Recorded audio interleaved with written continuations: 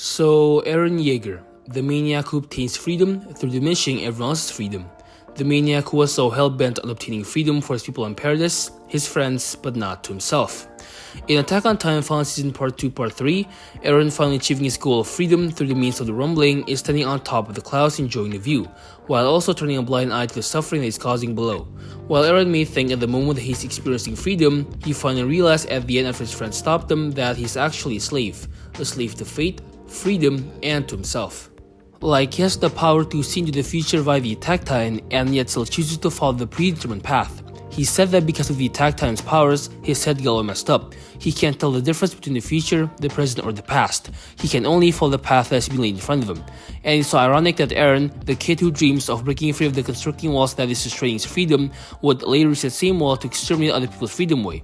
But how did it come to this? How did an innocent boy from the Shiganshina district who dreams to be able to go explore the outside world ended up trying to destroy it? And so let's find out. So, Eren Yeager, a character from the Attack Titan world created by Hajime Isayama. And this guy is an absolute Chad. You know how your first work or your first art or your first everything isn't perfect? Well, not for this guy. His first work is Attack on Titan, which then became a mega success and a global phenomenon. Like, seriously, you can't go to an anime event without someone wearing his jacket. But what made Isayama create Attack on Titan? What is his inspiration? Turns out his inspiration was his childhood. You see, Isayama grew up in Oita, Japan, where the city is surrounded by mountains. The mountainous range circling Oita, where he grew up in, made him feel very cut off from the world. As a child, he often wondered if there were monsters lurking over those hilly peaks. This feeling of isolation and fear of the unknown inspired him to create the story of Attack on Titan. Now, what is Attack on Titan? Attack on Titan is a show about Eren Yeager and his descent from innocence to madness trying to pursue freedom. And it all started back in a small town called the Shiganshina district when Eren, Armin, and Mikasa were still just kids.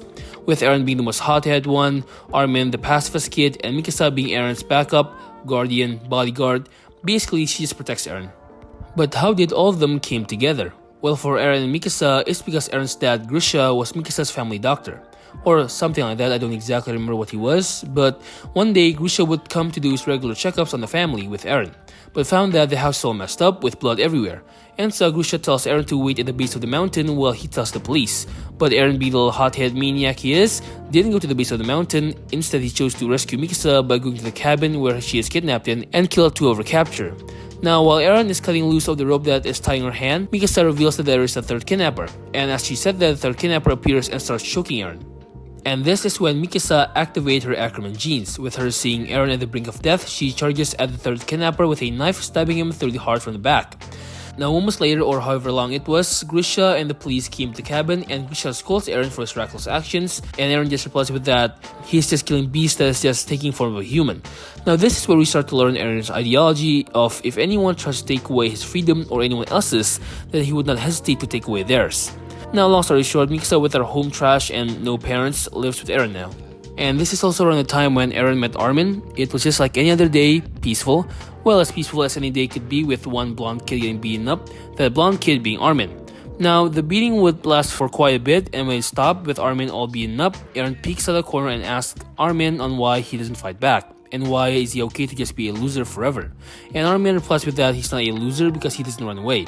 But still though, you're still getting beaten up and then cry about it. Like, what kind of shitty reply was that? But whatever.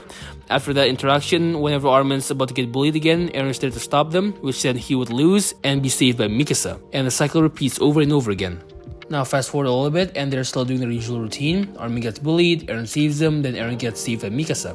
Now, after Mikasa saves Eren yet again from the bullies, they hang out for a bit, and as they do, a massive yellow lightning suddenly appears out of nowhere as it shakes the ground where they stand. And as they look towards the wall, they see a giant hand of the colossal Titan. And that's when the main story starts. Now, I'm not going to go into full detail the full story of Attack on Titan, because that deserves a video of its own, so I'm just going to briefly go through the important parts. So after the Colossal Titan broke the wall, allowing the pure Titans to come in and consume the humans inside, chunks of the gate flew through the sky and one unfortunately lands on Eren's house, making his mom, Carla, got stuck under the debris. Now when Eren arrives at his house, he tried to free his mom, but to no avail. Now shortly after that, Mikasa and this blonde dude, I forgot his name, arrive on the scene, and the blonde dude tries to kill the Titan that is approaching them. But as he got close to it, he saw its face and quickly got terrified. I mean, I would too. And so, knowing that he can't kill the Titan because he's just too scared, he runs away while picking up Eren and Mikasa with him.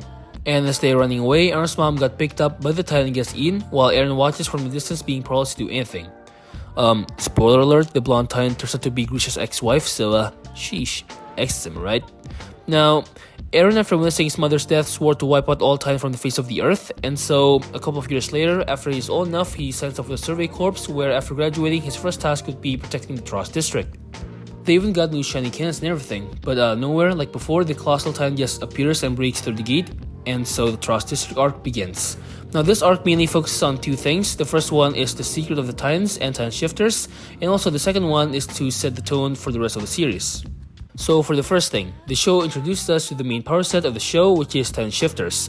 Now the show already teases us this right in the first episode with the Colossal Titan and the Armored Titan, and how they seem more sentient, and now in the Trost District they gave us the answer, which is Titan Shifters, humans that can transform into a Titan by inflicting self-harm. Now the show reveals to us that Eren is the Titan Shifter, which is ironic because his life goal at this point in time was killing all Titans. Now for the second thing, this arc sets up the tone for the rest of the show. At first it was all happy and positive, but it immediately went downhill after the Colossal Titan appeared. And Eren, being the main protagonist, tried to use his motivational speech on all of his terrified friends. And it worked a little too well, cause they ran headfirst into danger thinking they're Satan or something. But obviously they're not, as the uplifting mood that Eren brought through his little speech thing just went out the window as one dude got eaten by a Titan. Now, this would set the grim tone for Attack on Titan moving forward, letting the watchers know that they need to take the show seriously, because at any moment their favorite character could be killed. Even Eren, the main protagonist, gets killed, and if it weren't for the fact that he's the main protagonist, he would have stayed dead.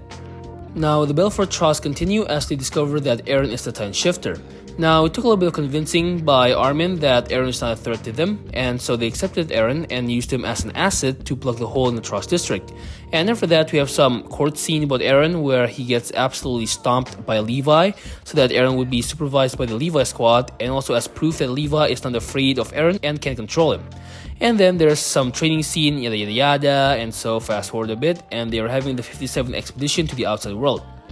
And all seems well. They kill a couple of Titans here and there, nothing special, until out of nowhere a female Titan appears, trying to capture Eren. And the scouts tried their absolute best to defeat her, but she's just too strong. And now Eren, after seeing the Levi squad died because of the simple fact that he didn't transform sooner, transformed and engaged in hand-to-hand combat with the female Titan. Now, Eren misses like 90% of his punches, though when he does land his punch, it hits hard. But still, even though Eren puts up a good fight against her, the female Titan still wins. And so the female Titan captures Eren, but not for long, as Levi and Mikasa took Eren back from her as she got away. Now, later we found out that the female Titan is Annie, but during her capture she is transformed, resulting in a battle between Eren and Annie for the second time. But this time, Eren stands more of a chance against her. But still, he gets stomped. But then as Annie thought she won, Eren got a motivation boost from himself as he activates his fire mode, or whatever this is, as he beats the heck out of Annie. Now, Eren was about to eat Annie, but he hesitates a bit as he sees Annie crying, and Annie utilized that to crystallize herself to avoid capture and be consumed by Eren. And that is the end of Season 1. Now for Season 2, I'm not gonna go full detail like Season 1, but there are a couple of things that you need to know in Season 2. And the first one is that Reiner and Bertolt are the Armored and Colossal Titan. The second one is the mystery behind the Beast Titan, and the third one is Eren's mysterious new power of controlling the Titans, which would later be explained in Season 3. Turns out Eren has two Titans, the Attack Titan and the Founding Titan. Now, the Founding Titan is what allows him to do pretty much whatever he wants, but you have to be either royal blood, which Eren is not, or to come in physical contact with one. Now, Season 3's ending is the turning point for Eren's ideology. After a devastating battle with the Beast, Armored, and the Colossal Titan, and also a couple of pure Titans, Eren, Levi, Armin, and Mikasa enter Grisha's basement, and as they do, they discover that not only are there humans outside the walls, they are also technologically more advanced than they are. And Season 3 ends on a beach where the group, for the first time in their life, sees the sea. And as all of them are all excited and happy, Eren is not. You see, Eren, after kissing Histora's hand, saw the future and all of future Eren's memories, and so he's the only one who knows that beyond the sea and beyond the beach is not freedom, but more enemies. ねえ、エレン、これ見てよ。壁の向こうには海があって、海の向こうには自由がある。ずっとそう信じてた。でも違った。海の向こうにいるのは敵だ。何もかも親父の記憶で見たものと同じなんだ。まあ向こうにいる敵全部殺せば俺たち自由になれるのか？ Eren, after discovering that beyond the ocean is not freedom but more enemies, concludes that the only way to be free is to eradicate all of the enemies. But at this point in time, he is still wondering if that is the only way. The part where he asks his friends, if we kill every last one of our enemies, will we finally be free then? It almost sounds like that he's not asking to his friends, but rather to himself. Now, like I said before, even though Eren has the power to tap into the future, or more specifically, Eren can see future memories that his future self sends them, but even with that, Eren still chooses to follow the predetermined path of the rumbling, and that's because of two things. The first one is because Eren finds no other way to obtain freedom for himself, his friends, and everyone at the same time. He can only choose one. And so, Eren being Eren finds no other way to make that come true other than the rumbling. Because with only just talks and negotiations, we may find like 20 years of peace, 40 years, but not a long-lasting peace. But with the rumbling, by him exterminating all of life outside of Paradise, will achieve peace and freedom for his friends, but also that peace would last not only to his friends, but also to their children and grandchildren. Now, I know that Eren wasn't really successful at eradicating all of life outside the wall. He only managed to stomp 80% of humanity, but it's still enough to grant his friends freedom and peace. Now, Eren from the beginning have always pursued freedom over anything else.